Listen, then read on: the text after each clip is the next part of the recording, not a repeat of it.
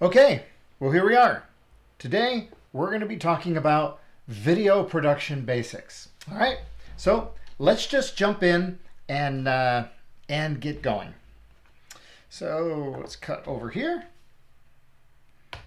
And what I want to start today is I want to start and let's talk about some, get me out of the way. Let's talk about some objectives, okay? We're going to talk about kind of the evolution from video from film and television. Okay, we've got some terms. We're going to talk about some filmmaking careers. This is a career technical education class. So along with your visual and performing art, you're going to get the career stuff with it. We're going to talk about the impact of video communication. And then in the end, we're just going to kind of do a summary of the phases of production. Okay, so a little bit of history. Okay, before, what we know now is video. Okay, we had film and we had television. Okay, so there are some terms here I want you to have, and that we need to be speaking the same language. Okay, so the terms are film. When we talk about film, we're basically going to be talking about what you see in the movie theater. Okay, that was mostly film. Television, we're talking about broadcast medium.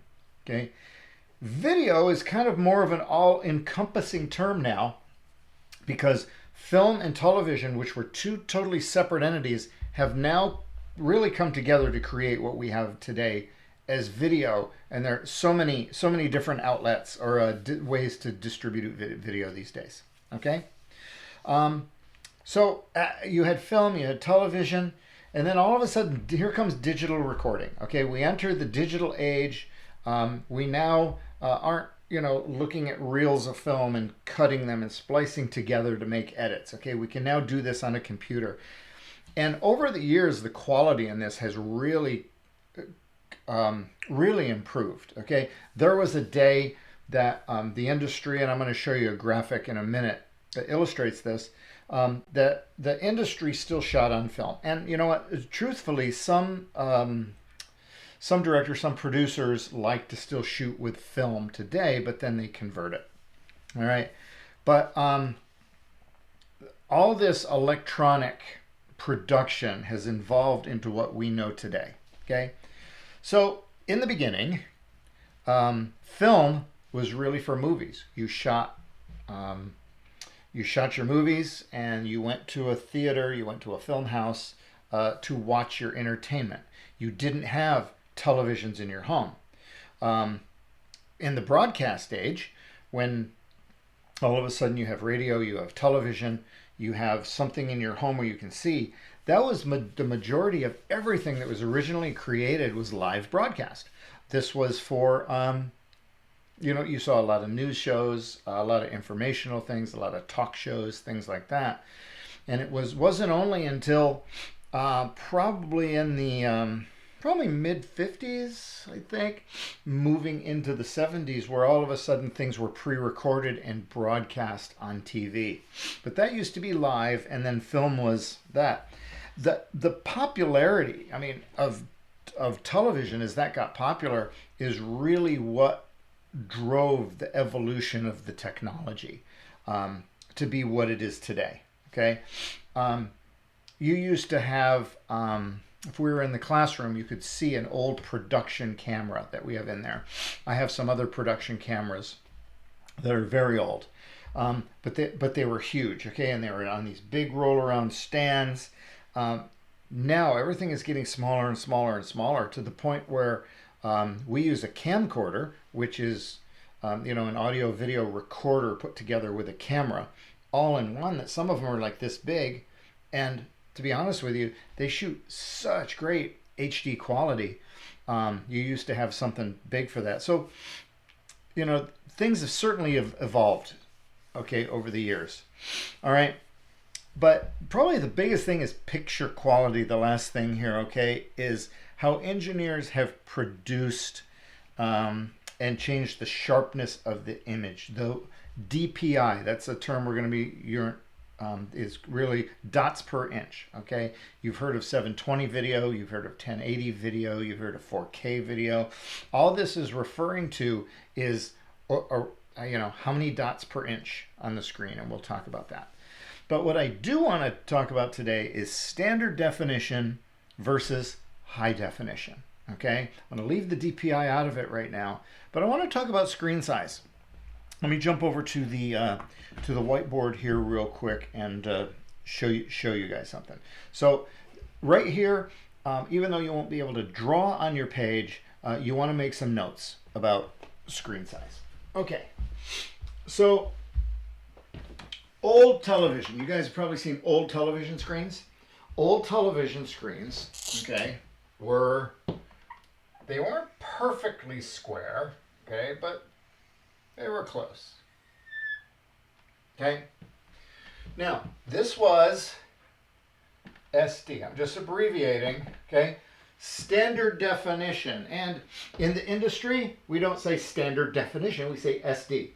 High definition, HD, okay? But know the SD. If I ask you on a test what SD means, you need to be able to tell me that, okay? Standard definition. So this screen size right here, okay, this is also known as what they call 4:3. Now, high definition screen size, yeah, I am not a great artist. As a matter of fact, some of you, that's not exactly right, but it's close. Some of you guys who draw, I really look up to that. Now this right here is HD, okay? High definition, called 16:9, okay? So these two screen sizes, okay, it's important to know. Now, we will deal with some things in the classroom, especially as you move into advanced, and some of you who have some video background in digital filmmaking, if we get back on campus, you'll have a chance to take a look at the TV studio. So many times, like if you're in Healdsburg and you see Comcast, okay, channel 26, if you're on Comcast, that's broadcast out of our classroom. That's a standard definition signal, okay? But it comes in on your high definition television, okay? So what you have here is, you've probably seen this. You grab a different color here, and to send a standard definition signal to a high definition television, okay, you've probably seen this right here, where you have a square in the middle. A lot of times now what they do is they'll layer the image, and this will be blurred on the outside. A lot of times this is just black on the outside, but this right here is there. Now, playing, if you have a high standard definition and you play a high definition video inside of it, this screen fits into it like this, and most of the time this is black. Now there's a couple of terms for this that I want you to know, okay? When I say things like that, I want you to know, or you need to know. It's a little clue, guys. It's probably going to show up on a test, all right? So when you see this right here, it is called, okay, letterboxing. And this right here, you can think of, see how there's two things right here? Let me see my hand. Okay, I'm going to write this in the screen so you can see it on your screen. Is pillar boxing. I hope I spelled that right. Okay, like pillars. Okay, but the two different screen sizes, it's important for you to know this, okay? Because as we get into video production, a lot of times you'll want to use a section of a YouTube video and go ahead and, you know, get it in your video or use something like that. And sometimes it's in standard definition. We're going to have to play with screen sizes. So this is something that you need to know. It moved from old television standard def, much clearer picture here, okay? The DPI, dots per image, okay? A lot more of them. And the more dots per image that you have, The we're back over here. Let me do this. The more dots per image that you have, the clearer the picture you're going to have. Okie doke. All right, let's pop back over here. All right, so moving on. Now there's a term here that we're going to talk about in a second, is a digital intermediate. Okay, it's just something that you should know. Shows, movies, commercials are either recorded using film or just going digitally. Much more is done digitally right now. But a lot of movies are still cut, or not cut, but they're shot on film, okay? Film recordings get transferred to video before editing. This is called transcoding, okay?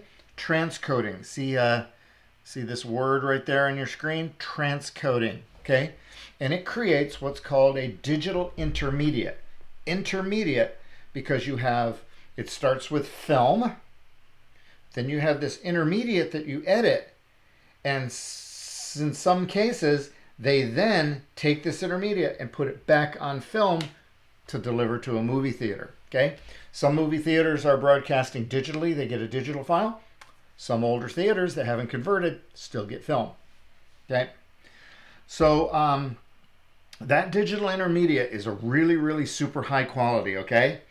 And again, if you can imagine, when referring to editing, a lot of times we say we're cutting video, okay? Yeah, I'm cutting this show. And that term comes from when literally you had a roll of film sitting on a bar and a light machine right here, and I would be pulling the film and looking what's on it, okay? Let me cut back over here. And I'd be like looking on the film, and I'd say, okay, right here is where we want to cut.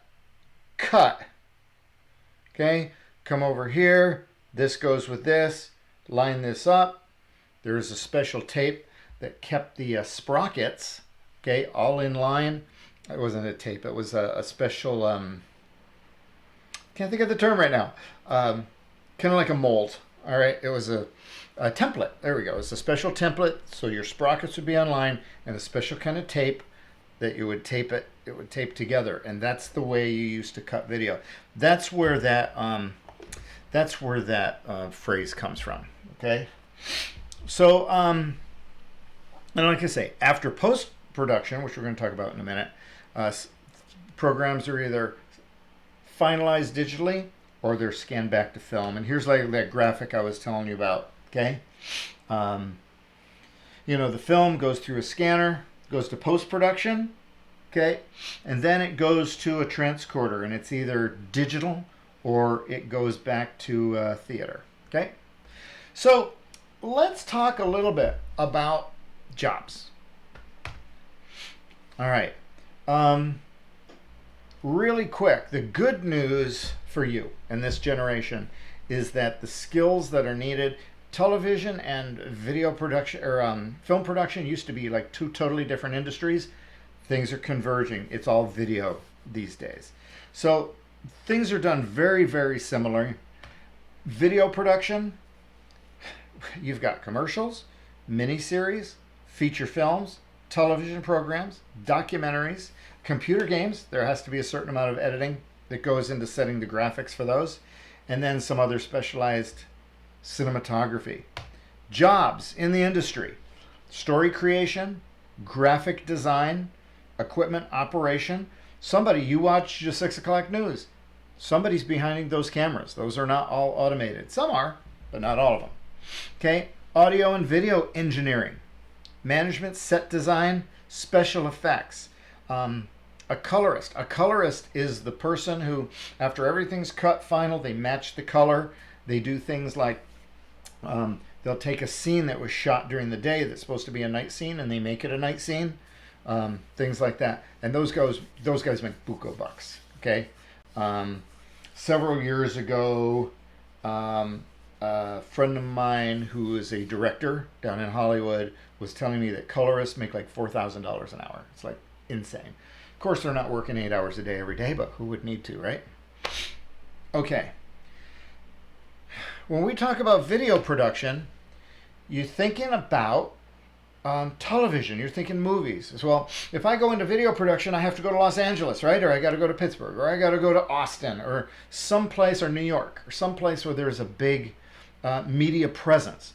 Now, if you want to be in films and you want to be in major motion pictures, yeah, you're probably talking about leaving Sonoma County. However, all sorts of organization, production companies, freelancers. This is not just about TV and movies. I have got several former students who are working in marketing, who are working in different fields right now, who all have jobs in the media industry, and they live right locally. Okay? So this film class is, if you're interested in this film class is a really good place to start. And we're going to start by this year creating these files that you're going to save in your Google Drive that will quickly become a portfolio. That's kind of the goal. Okay? You want a career? Begin here. Besides taking a class like this, volunteer videos. Streaming, start a YouTube channel. Okay? Find something you're interested, talk about it. Okay? Take the principles you start learning in this class, use it to make your videos. Okay? You get a chance to do an internship, shoot video, cell phone, tablet, anything. Okay, we're going to talk about that moving into the next week or so. Okay, and getting a demo reel together. Okay, so again, sure, this can be a fun class in high school and it meets your elective or your visual and performing art or CTE requirement, but this is something that you can take into the future. Let me tell you just a quick story. Is a former student. Halfway through his senior year, he started a production company. Got himself a camera, got himself Final Cut Pro, is what we use in the classroom. Got himself a laptop, and he started shooting weddings and quinceañeras and making really decent money. Just so you know, I have a production company. When my starting figure, sometimes I'll go lower, sometimes even higher depending on what it is. My starting figure is $100 an hour for doing production. And that's planning, that's shooting, that's filming. Okay? So we can talk more about that later. Okay?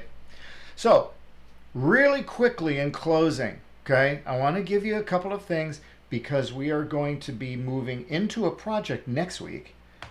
But the nature of video, okay? Video is not like the real world. Okay, right now I've cut back to me. All right, I want you to see a couple of things. I want you to see that. See if I can put my hands here. Right here, to right here, to right here, to right here. Okay, our 4 lines. This is the frame. Everything happens in the frame. Now let's not confuse this with frames, like many frames in a video. Okay, this is the frame. Few things. What is outside the frame doesn't exist. You don't know what the room looks around me. So unless I imply it exists, if I go, oh, and put in a sound effect of a gunshot, I'm reacting to the gunshot. If I take that exact same shot and go, oh, and there's a car crash, sound effect. Okay? So the video world is different than just the regular world. Okay? The laws of space, the laws of time. You can change time running up and down a flight of steps. Okay? By cutting the video, you can make those steps longer or shorter. Okay? Gravity. Any one of you guys right here with just the right setup, video-wise, with just the camera, you can climb up the side of a building. Okay? Special effects, filming techniques. Now the term right here on this slide is used to fool visitors. Now, we're not really trying to fool people, but look at this right here. On the left, you have a shot of this girl walking through the door. And then on the right, she's coming in on the door. Now the one on the left, let me move me out of the way here. The one on the left is live at a location that actually looks very much like a hallway. It's probably not, but a hallway at Stanford University. They have a lot of hallways like that. They're really cool. But obviously they're on a location. They wanted to show kind of where she's at. She walks into a room. But a lot of times, rooms that you walk into, a really cool location, isn't set up to do really good quality video. You don't have the lights, you don't have room for the cameras, there's furniture and stuff like that. So a lot of times you'll walk through one door on the outside, and as they show you coming into the room, one of these could be in, like I said, at Stanford, and the second one you're walking into a set in Los Angeles. Okay, so this whole understanding this, there's a term called visual literacy, and this is important. Okay, you need to know it. It's the ability to evaluate the content of visual media by understanding the way it's recorded. Okay, this class is going to mess you up. It's going to ruin you. Okay, you sit down and you watch movies for entertainment. I drive my wife crazy. We're sitting there watching a movie, and I'll see something, and the window will be right here, but the light will be coming from this side. It'll be lit wrong, or one person will have something in their pocket, and they'll turn around, and then they'll turn back, and that thing in their pocket is gone because they filmed on 2 different days. You're going to start to see that stuff, and we're going to start to pay attention. Okay?